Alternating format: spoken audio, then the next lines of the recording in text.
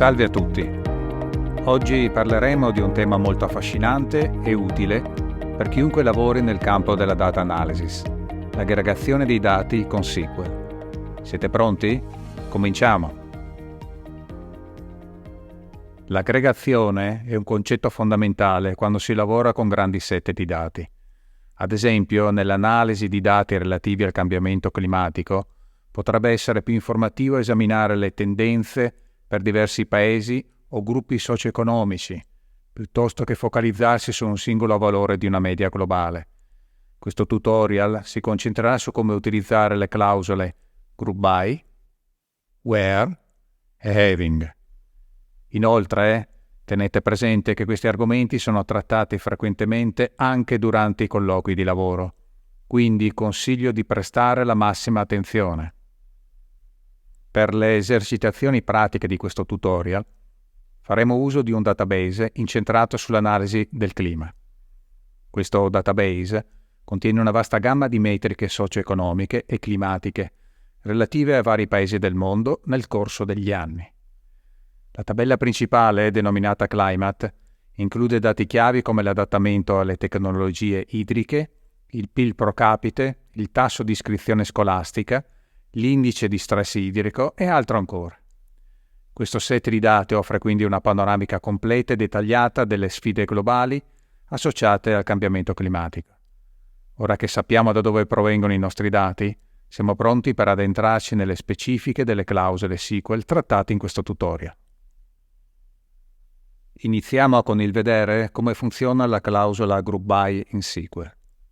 La clausola group by è essenziale quando si tratta di aggregare i dati.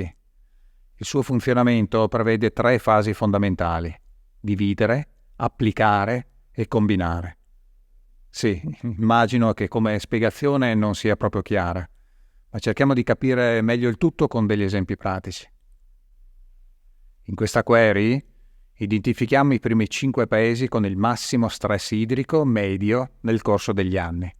Per farlo, iniziamo con il dividere i dati in gruppi in base ai valori unici nella colonna Country. Poi applichiamo la funzione aggregata media, AVG, alla colonna Water Stress Index per ogni gruppo. Infine, combiniamo i risultati in una tabella unica, ordinando i paesi in base all'indice medio di stress idrico, in ordine decrescente, limitando i risultati ai primi 5. In questo secondo esempio, invece, calcoliamo il PIL pro capite medio, il numero totale di anni registrati e l'indice medio di stress idrico per ciascun paese. Nella query dividiamo i dati in gruppi in base ai valori unici nella colonna Country. Applichiamo diverse funzioni aggregate, la media VG per le colonne GDP per capite e Water Stress Index e il conteggio Count per la colonna Year. Infine, combiniamo i risultati in un'unica tabella, ordinando i paesi in base al PIL pro capite medio in ordine decrescente. Come abbiamo potuto notare, i risultati precedenti presentano dei valori nulli che potrebbero rendere l'analisi non corretta, come nel caso della prima query che abbiamo esaminato. Per rimuoverli è necessario procedere con il filtraggio dei dati. Tuttavia, nonostante Group By sia estremamente potente, quest'ultimo presenta dei limiti, specialmente quando si tratta di funzioni aggregate. Ecco dove entra in gioco la clausola where, sicuramente la più usata quando si tratta di filtrare i dati in SQL. A sua volta, però, anche where presenta dei limiti in fase di aggregazione. Vediamo un esempio per capire meglio quali sono questi limiti. Come potete vedere, questa query restituisce un errore.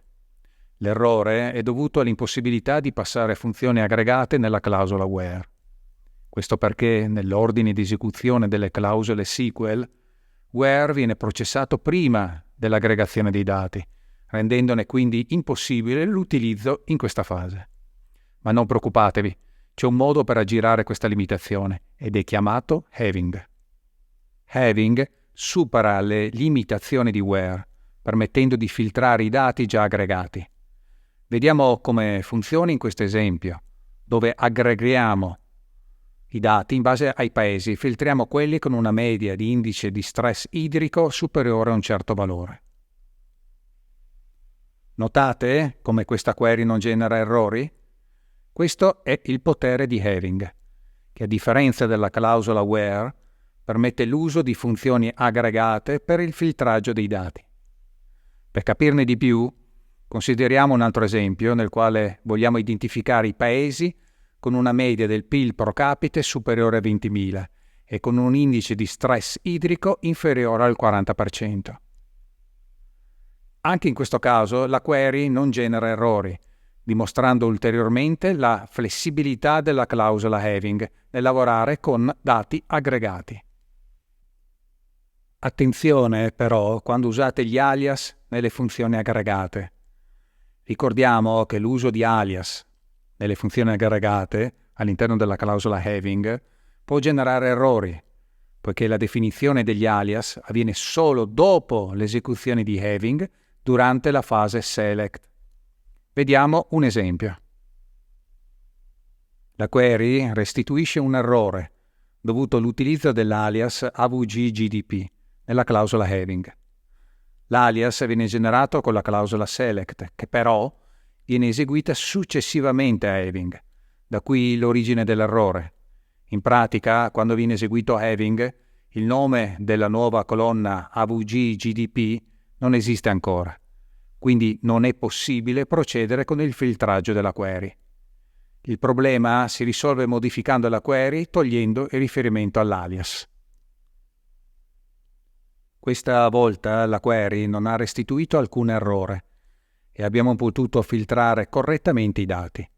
Quindi bisogna sempre ricordarsi che gli alias delle colonne non possono essere utilizzati in Having, perché la loro generazione avviene in una fase successiva con select.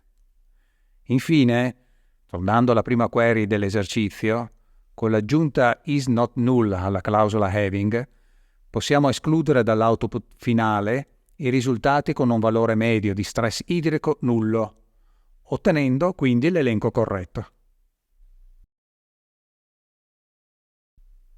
Ora, per evitare errori come quelli di cui abbiamo parlato, è fondamentale comprendere l'ordine di esecuzione delle clausole SQL.